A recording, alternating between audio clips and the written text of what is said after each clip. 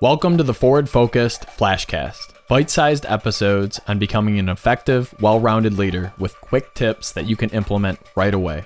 Today's discussion is something I'm passionate about. It's the financial health of your organization and your life, nicknamed the Financial Thermostat.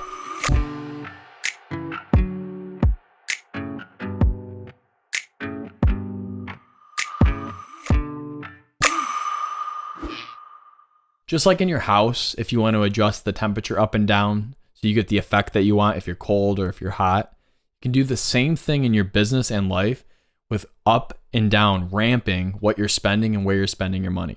Let me explain.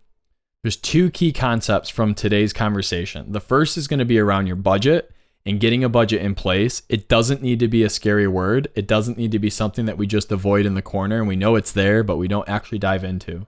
And then number two, we're going to talk about ways that we can monitor that, cut those expenses, and continue to be productive to run and live your life to your fullest extent because you're managing your money and you're being a good fiduciary with what you have. So first and foremost, budget.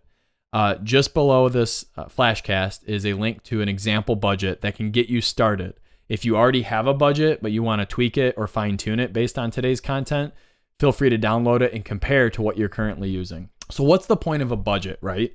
So the easiest way I think about this is if you are quoting out car insurance and you know that it's going to cost you $3,000 a year for your car insurance. So let's say you pay every 6 months for car insurance, $1,500 at the 6-month mark. Well, there's a couple ways to go about it. You could just save nothing until month 6 and write a check for $1,500. However, that doesn't guarantee we'll have enough money to cover the bill, right? So the smart way to be is to say, okay, in 3 months, do I have $750 saved? In 1 month, do I have $250 saved, right? So every month I'm saving $250. And you can go a step further than that. You can say every week, am I saving $75, right? So the budgeting tool below, it's got some basic categories for you. Payroll, insurance, technology, phone or any type of internet support, supplies, travel, training and education, and a big one that a lot of business owners don't always consider or think about, taxes, right? You have a self-employment tax, that is something that you'd have to consider if you're not already removing those from your costs. So what happens is you lay out this budget and you get a rough estimate, right? So if you've never had a budget before, you want to guesstimate what it's going to cost you for these different categories. And then every 30 days, you want to look back and say, okay, how much did I actually spend on that category? So I'll give you an example. Let's say your company has a $100 a month coffee budget. So you spend $100 a month for your staff or for yourself, and you know that's on coffee, right? So that would mean that at the end of the month, you should have spent $100 or less on your coffee. So what we do in our business here at Forward Focused and with Keller Williams is we look at on the 15th of the month, are we halfway toward the full budget? So if it's $100, by the 15th of the month, I would have spent $50, right? With a week to go in the month, so 3 weeks into the month, I would have spent $75. And I can actually change my activities based on how much I've spent. See, it may not sound like a ton of fun, but what is fun is the life you get to live with the financial freedom when you know that you're making financially sound decisions every week as you're running and growing your organization. At the end of every month, I look at the budget and I look at anything that is off by more than about $50. So if I budgeted $100 and I spent $175, I'm going to flag it. I'm going to look at it and say, okay, was that just a 1 month thing or is this a recurring thing that I need to cut back on? Don't be fooled. If you're spending less, like only $20 that month and you budgeted $100, you might be able to invest that money in a different budgeting area if you're consistently underspending by that much. So underspending's good, but keep in mind that you could free up some of that budgeted money for another area.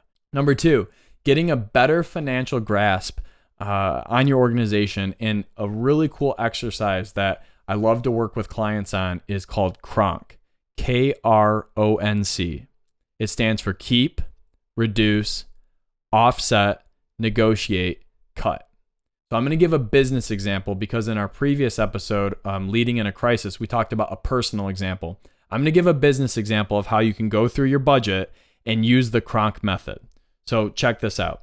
Typically, once a month, I go through, and let's say my goal is to cut my business expenses by 10%, right? I've had a decline in revenue, or I lost a couple of contracts of future business I thought I was going to have. And so I need to cut by 10%. Well, instead of trying to cut 10% all at once, which many people attempt to do, I look at it as, can I cut 2% per month for 5 months? If I can cut 2% a month for 5 months, I still get the goal of 10% cut, right? So first and foremost, let's say I'm looking at my P&L and I'm going to keep people paid, right? I have a couple employees. I want to keep paying them. I want to pay myself as a owner operator. So I'm going to keep my payroll. That's something I'm not going to get rid of. So the K for keep payroll.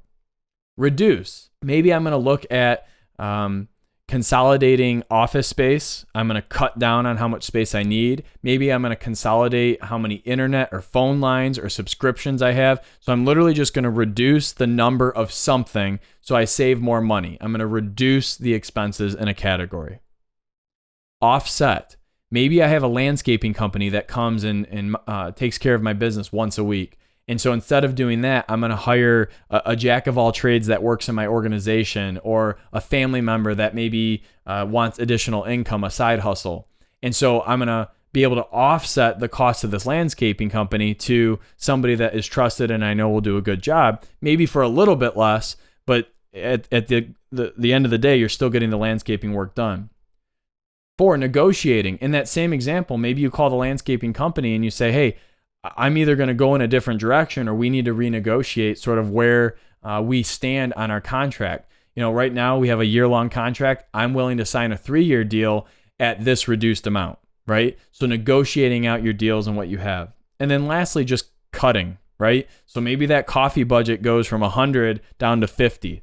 You're still going to have coffee, but at half the amount of time and half the amount of expense.